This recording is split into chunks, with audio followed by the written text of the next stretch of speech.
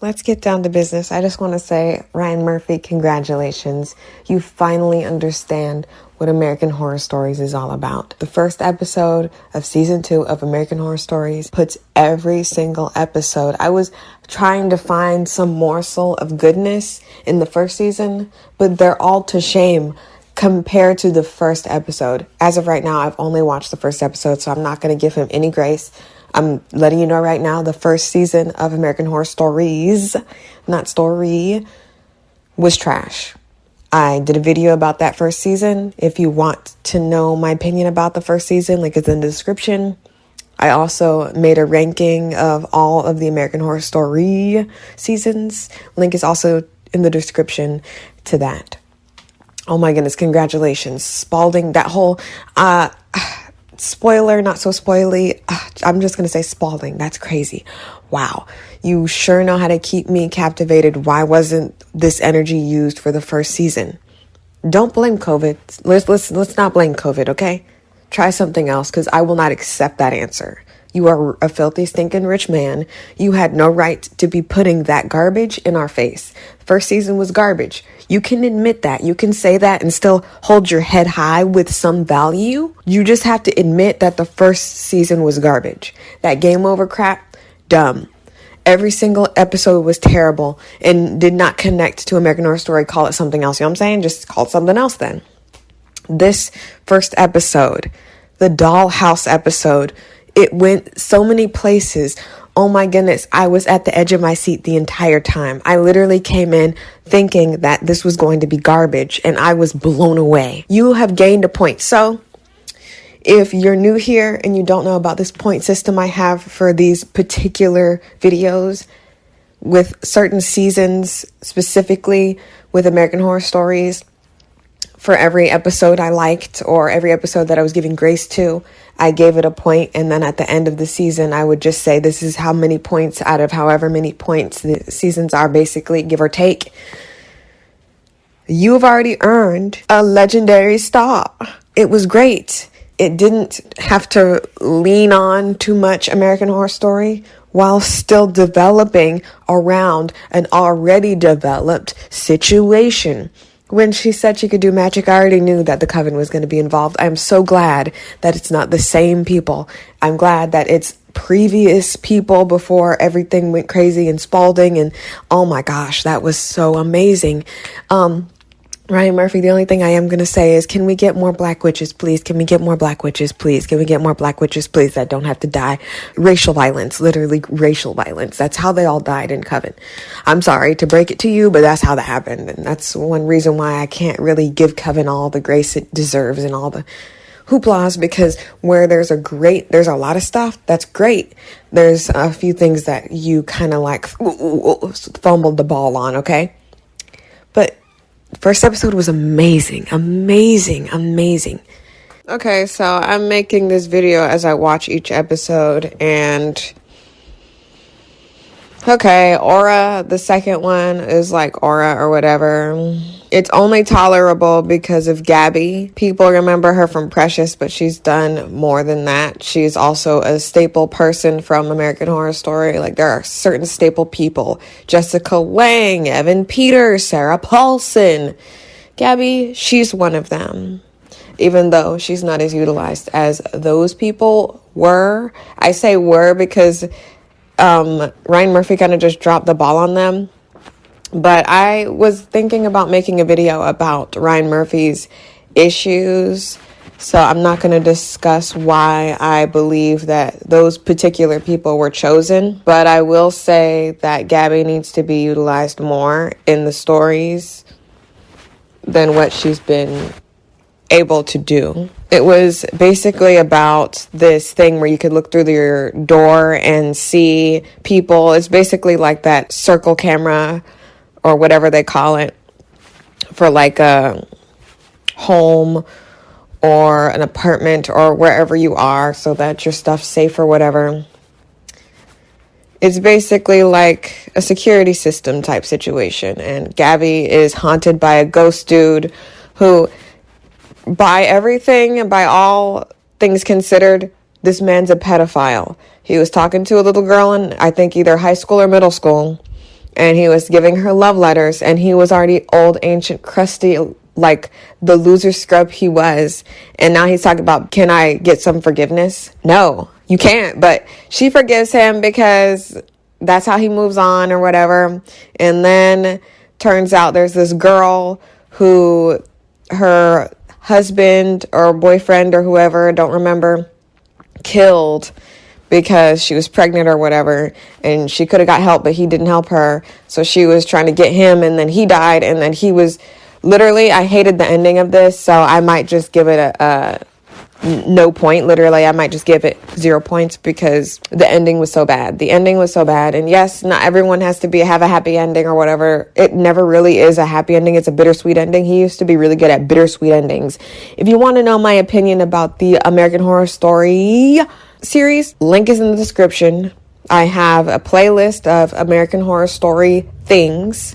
You can navigate it. It is very easy to navigate. So please help yourself after this video. But Aura, in my opinion, in my personal opinion, 0. It gets a 0 because at the end, the boyfriend dies and then he starts haunting her, which is not fair because the only way to get these ghosts out of your face is if they get to do what they wanted in the end. And basically he wanted her to die. So she has to die. Are you serious? Are you what? Whatever. Anyway, 0. Number 3 is Drive. Bella Thorne was terrible. Worst episode. I think that Cup song or whatever, I don't even think that's Anna Kendrick. Okay, no, I take it back. Whatever she got her start in, I don't know if it was freaking Twilight, which I also think is Anna Kendrick. I think I'm getting her mixed up with Anna Kendrick, even though they look nothing alike. But this girl was the worst person I've ever seen. Okay, no, I take that back. The worst person I've ever seen Ryan Murphy put in these stupid American Horror Stories was Paris Jackson. Bella Thorne is the second worst actress, actor, person, any person that has been thrusted into this role. Literally, I just cannot. I cannot. Was one of the worst ones I've ever seen in my entire life. It seemed like it was recorded on an iPhone. It was like garbage. It looked disgusting. By the way, I forgot to talk about this, or at least I think I forgot to talk about this because I'm making this video as I watch the episodes. And each episode was written by somebody else. So Ryan Murphy might have had some touches here and there, but I think each episode's story is he's basically passing the buck so that if it's bad, like it was last season, we don't blame Ryan Murphy, but I'm going to do it anyway. I blame you. How about that? Take the blame like baloney, boy. Anywho, like I said, Drive was horrible. Bella Thorne, basically, it's like a whole, I loved Urban Legend is a good movie. It's crazy, it's strange, it's campy, it's fun. This is more like an Urban Legend thing where the lights flicker and she's like on the road and she sees somebody and then turns out she's the killer. Saw it coming in the middle of it. I saw it coming. It's whatever. Could have had this episode dedicated to making her like the child of bloody face or something. Bring it back to American Horror Story. Ryan Murphy, that's the whole reason why you got American Horror Stories. If you wanted it to be something else, you should have called it Pose or something else. You know what I'm saying? Like Pose is not connected to American Horror Story because we know that that's not. But American Horror Story, why are you calling it American Horror Stories if it has nothing to do, if it's not relating back to, in the slightest, to American Horror Story? Call it something the freak else, okay? Thank you. Because this is garbage. She's not related to Bloody Face. She's not related to nobody that's a killer. So who is she? Why do I care about her? You know what I mean? Like, why do I care? I don't care about Bella Thorne. I don't care about her character. It's garbage. I don't care about her boyfriend. And I hate the fact that she kills the black girl in the end. Whatever. That's just my opinion. I'm fine with connections like ghosts, like freaking ghost logic or whatever, where they can't leave a building or can't do something until something happens. Vampires, witches. This episode was so bad and it had no connection to American Horror Story. And I have to keep doing that because I don't want anyone to mix up what I am saying or what I mean.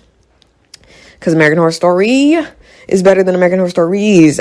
However, American Horror Story did peak a long time ago. If you want to know where it peaked at, link is in the description to the videos where I rank each American Horror Story season until the other ones, but I also talked about those, but whatever. Anyway, Drive, it was so bad it got a score. Negative. It's negative. Boy, negative boy, negative boy. So just to talk about it, just to keep up on the speed.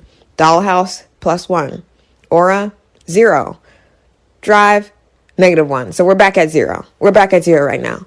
Going into episode 4. Milkmaids was nasty. Thought Milkmaids was gonna like connect to Roanoke, but no such doing. If there was any itty bitty tiny hidden false shadow of a doubt of a piece of inkling of a little tiny remnant of an Easter egg, I didn't see it. The episode was too disgusting. Cody Fern carried. I was hoping for a village type situation where we're in the present, but it looks like past twists or something, but we were just in the past and we just have to accept that.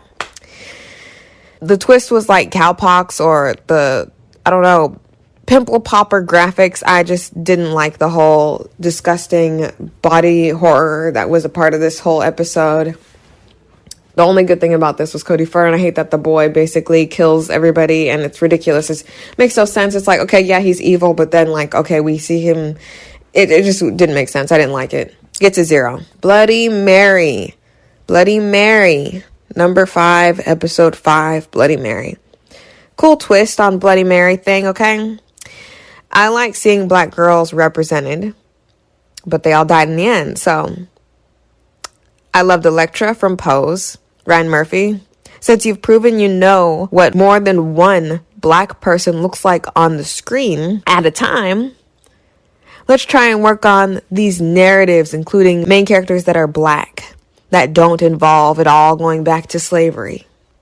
Thanks. This will be the very last piece of media, Ryan Murphy, that I will accept from you with your name, with your John Hancock at the bottom. This is the last piece of media I will be giving grace to for this type of narrative. Once this is over, I will no longer be accepting it. I just won't be. Because in the end of Bloody Mary, it turns out the woman who was stuck in the mirror was in there because, guess what? Slavery. Whoa, I didn't see that coming. Whoa, oh my gosh. It's all back to slavery. He never can put black people on the screen without them being completely brutalized by racial violence or bringing it back to slavery. That is most of what American Horror Story Coven was in relation to the witches who were black. I said most. Don't believe me? Go watch it. Yeah, you could say, whatever her name is, got put in a box for years and lived or whatever, and then saw Obama, so that's fine that she did all those horrible things. Oh, well, at the end of it, she goes to H-double hockey stick, and then she has to shovel crap in her daughter's mouths for the rest of her life. It does not matter. It does not matter. How many times are we going to have to see you make a narrative where the black people, their suffering goes all the way back to... It's interesting because Aura didn't have this. Aura didn't have any of this, and I was fine with this until the end, like I said. Personally, me. But Gabby, nothing. She wasn't haunted because she was being haunted by slaves or haunted by slave masters. She was haunted by a regular situation that could happen to anyone, and it did not specify the racial violence that black people endure. Almost every single thing that Ryan Murphy makes when he has 2 or more black people on screen always relates back to slavery or racial violence. If you don't believe me, watch his stuff. If you don't believe me, watch his stuff. Even in Pose. Darkest skin black woman murdered, and we are to assume it is because she was transgender and black. We are led to believe that. Pose, once again, the only dark-skinned black man who is gay dies horrible death of the main characters. The main characters, there's only one dark-skinned black dude in the main characters. I'm not talking about secondary characters. I'm talking about main characters. He dies horrible death. Alone. Here's criticism that I'll hear from people who are racist who act like they're not racist, don't want to see racism in every other person but themselves. They will say, oh, well, you want realism in a situation as well. So if you want us to know that racism exists, you're going to have to see it in a realism environment like Pose. And I'm like, okay, cool. Like I said when I talked about Life is Strange, if you want to know my opinion about Life is Strange, please navigate my Thoughts of Mine playlist. You will see my opinions about Life is Strange. But in that video, I talk about the difference between how they created Life is Strange 1 and how they created Life is Strange 2, where Life is Strange 1 revolves around Max Caulfield, who has time traveling abilities. She is the main character of that story. Chloe Price could be considered one of the main characters, but she is not the main protagonist. Everything bad happens to Chloe Price for the most part. The worst things to happen in this game don't happen to Max Caulfield. Interestingly enough, the main character, the main protagonist that you are playing as, Max Caulfield rarely suffers any consequences, especially accordance to obviously purposefully chosen power that they gave this white girl. Now, in Life is Strange 2, we have someone else who has powers, but he is not the main character. Very interesting. That's wonderful, cool. You like to switch it up a notch. You don't want to have the same thing. You don't want to have the same thing. Someone's going to complain if it's the same thing. So let's take into account what is different now. Two boys who are Hispanic. They are not white. They are not white passing. They are clearly Hispanic from Mexico. And it is specified within the story that that is where their ancestry comes from, even though their mom's white. But anywho, they are clearly Hispanic. Every step of their journey is drenched in talking about how racist everyone else is around them. And with all that wonderful magic that the secondary supporting character of the main character that you're moving around with and making all the decisions with is put in a situation where he can't help but be arrested. What are the odds? Like, with all this power, you're going to be arrested? Why do we have to go through these racialized issues in situations when the main character is ethnic? Why don't we have point of view characters who show us that experience? Going back to Life is Strange 1, there were point of view characters that were secondary supporting cast. Bush girl died, committed suicide, or didn't, depending on how you played the game.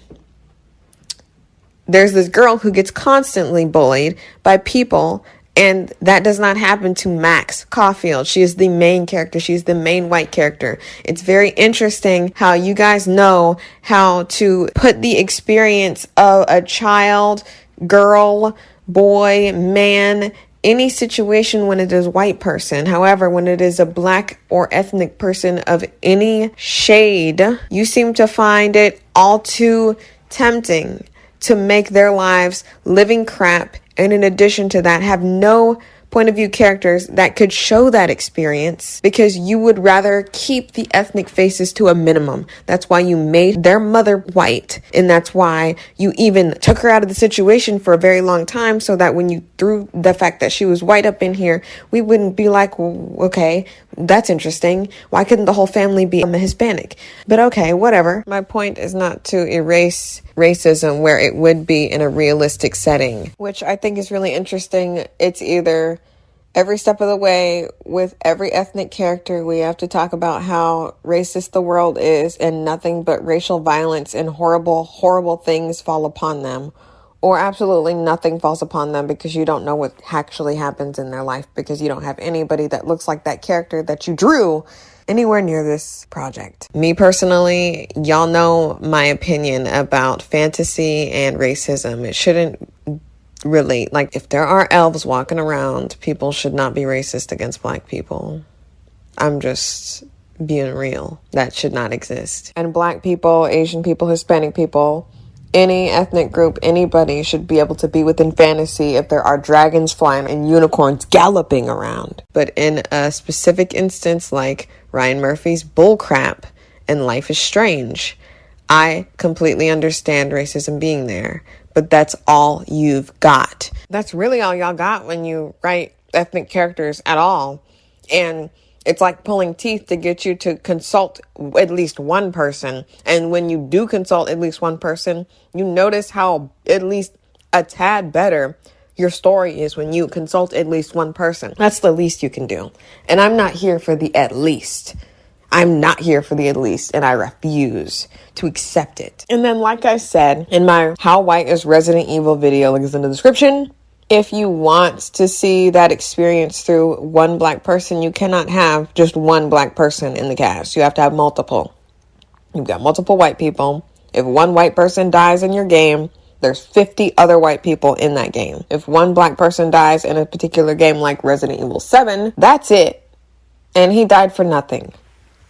You seem to know how to write white people and everybody else, Ryan Murphy. He keeps doing this to black people, specifically black women. You seem to skip the day that they were teaching how to write characters that you cannot relate to. That's the problem I have with Ryan Murphy. He seems to not understand how to put point of view characters. You could have had somebody who wasn't of the main cast, the main supporting cast even, who horrible things happen to. Like I said, the only dark-skinned people have the worst happen to them. Everything bad happens to them with no redeeming situations whatsoever. But the light-skinned people of Pose, they seem to have happier endings, happier lives, happier situations. It's a up and down, but they seem to know how to make light-skinned people have a better time in the end than darker-skinned people when Ryan Murphy creates these characters. That is my point. But okay. Let's just act like he doesn't do this stuff on purpose. Like I said, I don't give a flying freak. You can argue with your mama. This is the last time Bloody Mary, episode 5 of American Horror Stories, season 2. This episode will be the very last time I will accept this narrative. You have to decide on what you do with that, what you do next. You literally do not have to do this every time you have black people on screen. You do not have to do this, yet you continue. And I saw that American Horror Story, the next season, season 11, will take place in New York, and the main cast has been revealed. And it seems to me like you don't know that black people exist in New York. But I'm sure you'll find a way for black people to be treated worse than every single character that you have in the quote-unquote main cast. Bloody Mary gets a +1 because, like I said, this is the last time I will be giving any form of grace at all under any circumstance. You bring up slavery around black people and you make them, even though there's magic. It's one thing for there to be no magic, right? One thing to be no magic coven.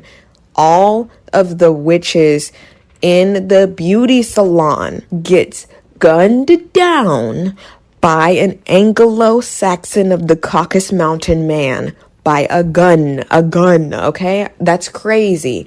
Why would you do that and there's no magic to stop that? The only person that survived is the person that had to do violence upon herself to kill him. What world do you live in where you think that that's fine? Would you have ever done that to a white girl? Would you have ever done that in that situation if they were reversed, which is insane to think about? I know, because it won't equate because it's different. But would you have done it like that? Of course you wouldn't, because you know the implications, you know what you're doing, and you know how you're doing it. Like I said, this is the last time I will accept it. Episode 6, Facelift. Oh my goodness. I love a good story. It's about time I get a good story. Judith Light carried. You could tell she was highly billed. The music was so good. The lighting was superb. The villain of the story was so cunning. I loved this episode. It gave me Roanoke Skinwalker vibes with a touch of cult. I'm sure this is going to be the last good one. I think it's good, but we'll see. Facelift is basically about a woman who wants to be or look younger, and she likes a guy, and turns out everybody around her is horrible, treats her like crap. Kind of hate the aspect that it's like, even though women don't create these standards, we have to adhere to them, but when we adhere to them, like if we wear makeup or we get BBLs or something, we get ridiculed anyway. I hate that so much, but it's an allegory and I understand, but I don't think people see it as allegory. Every time I see this on the silver screen, I just throw up in my mouth a little bit because people don't see it as an allegory. They just see it as, haha, girl dumb because she tried to change her body. Don't change your body. You're good looking the way you are, but society tells you no, you're not. So I completely understand why she would want to do all this. And I'm sad that she is literally treated horribly for wanting to adhere to what she's being bullied into, because the guy she likes somebody that looks younger. So it's like, it's interesting. It's so interesting. That's why I gave this story a +1, because even though it's been overdone and we're going to keep seeing this and it's going to keep happening, I understand it.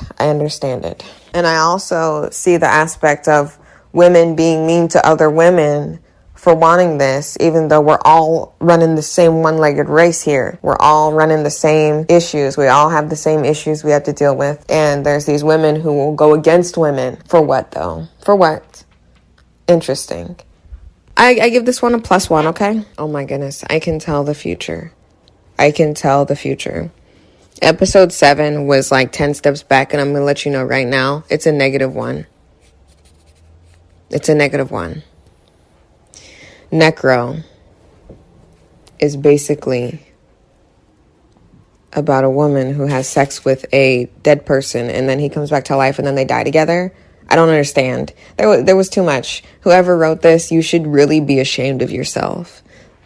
It's crazy. And then it doesn't really explain why. And there's this big issue about explaining where magic comes from and how people need an explanation nowadays. And it's not necessarily that we need an explanation. It's that if you're going to make things seem like they are more realistic than they're supposed to be, then I think it's not too much for us to ask for a cohesive story. This story starts out strange. We get no explanation as to why this girl seems to be able to revive people, but no, not really, because he wasn't dead, or I pretended. I don't understand. It makes no sense. It's a -1. It makes no sense. I'm so sorry. Whoever thought that this was superb, and Ryan Murphy for stamping your seal of approval for allowing this to be under your name, like I said, should be ashamed. This story was really weird and really strange. Like, she had sex with a dead person, but he was alive, but he was dead. And then she likes necrophilia or whatever because her mom died and she was suckling on her teeth. I just don't understand. Who thought that this was a good idea? Like, -1, I'm really done talking about this. Oh my goodness. The last one, Lake, kind of opens up to American Horror Story, New York. I do believe that he really wants to do something with water. Ryan Murphy really wants to do something with water, but he's too afraid, I think. He did a little spin-off, like, fake teaser trailer with Siren when I think it was either Roanoke or the thing after Roanoke, where he was like, oh, I don't know, we'll decide whichever one it is. Is it aliens? Is it this? Or what is it? Whatever. Everything we saw, he eventually wants to put out there. We know that. So I think he may take advantage of that within New York, because New York has water and whatnot. But Lake, it won't either. It was really dumb. I saw the ending coming, and like I said, there are two problems that people may find to be not a problem. One is, you don't need a subversion of expectations. You don't need a subversion, or that's how we get Game of Thrones. No, we get Game of Thrones when people snort too much boo-boo butt cheek juice and be stupid, when any person on literally YouTube could talk about a better ending than what we got. We don't get the ending of Game of Thrones because we want some version of expectations. We get the end of Game of Thrones when two stupid idiots create something and take the money and don't care about anything else but the money. That's it. That's how we get what we got. So don't tell me it's because I want my expectations subverted. I'll give you a freaking gosh darn freaking example. American Horror Story 1, when Violet committed suicide, and then they talk about why are all these flies, what's that smell? We learned that it's her body. We learn that it's her body. That's a subversion of expectation. She's walking around still alive. And then when she tries to leave the house, she's a ghost. We learn that she's already become a ghost. That's a subversion without switching up the whole thing entirely. Now, if stupid idiot and stupid butt cheek created the ending or created the conclusion to that situation, they would have just put her in Disney World and then all of a sudden she was in Disney World, okay? That's the difference. So the second thing that I would like to talk about is freaking, like I said, the way that American Horror Stories is laying out, the foundation of it, it just doesn't seem like anything makes sense anymore. It makes sense that if you die in a place, you can't leave it. And it makes sense, right? That makes sense. Just the minimal exercising a singular cell in your brain. That makes sense, right? It doesn't make sense that certain things are happening in American Horror Stories. These things just don't make sense. Like the whole lake thing. Oh, we own this lake and da da da da. We're the people. Oh, you're the person. How did you not know your father? How did you not know your husband was like the last lineage line of some thing or whatever? And y'all are always there. It just doesn't make any sense. Basically, so lake is the worst conclusion ever to American Horror Stories. You'd think that they would have ended on the Spalding reveal thing because they kind of ended on the leaning towards American Horror Story in season 1, and that's not what made it bad. And they started and ended with it, technically. And that's what I expected for American Horror Stories season 2. That's what I expected, but I didn't get that. I didn't get that at all. I got Lake, and it was about people getting sacrificed in the lake and dying, and then, oh, it's because these people are horrible. In the end, it's this family or whatever, and then they sacrifice him and everything's fine, right? Cool. Whatever, that's fine. I expected maybe kind of like a Crystal Lake type of situation. We already got a Crystal Lake type of situation from 1970 or whatever, American Horror Story 1970, I can't remember. But Lake was bad. And I believe it gets a negative. So let's do the tallies, shall we?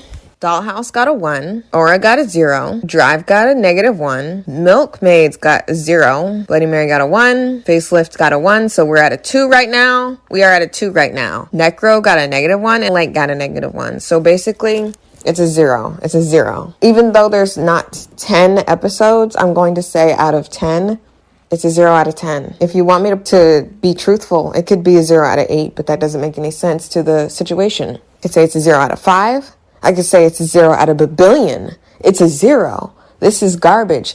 It's not worth watching, is what I'm saying. Not at all, in the slightest. The only episodes that I enjoyed was Facelift and Bloody Mary.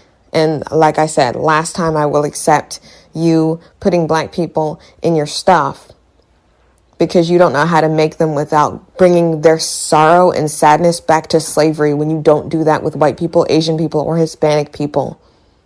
You don't do that to them because that's as far as you see black people. That's as far as you see them. You don't see them as anybody else. You don't see them as anything else. You don't see any way to integrate a black person into a narrative without making them suffer immensely with racial violence or hanging slavery over their heads. That's all you know how to do. That's why some people are out here saying, don't put us in anything. If you're not going to have anybody behind the camera, have anybody behind the pen and paper writing these stories, don't put us there. That's why there's a lot of people who say that. I completely understand why they say that, because this is unacceptable. How many times are you going to do that, Brian Murphy? How many freaking times are you going to do that until you just freaking, I see. I have to treat black people like regular people instead of every time I make a story. Okay, they're sad because slavery. They're sad because racism. Like, there are more facets to black people than those two aspects. Until you figure that out, I suggest you cool it down and calm down and don't make a thing. Because if you cannot make black people, you should not be making white people, Asian people, Hispanic people. You should not be doing that. You should not be a writer. Why is it that you get to slack off on black people, but treat everybody else the same? It's like, why do white hairdressers get to do everybody else's hair, but not know how to do black people's hair? If you can't do black people's hair, don't be a hairdresser. End of story. I'm done.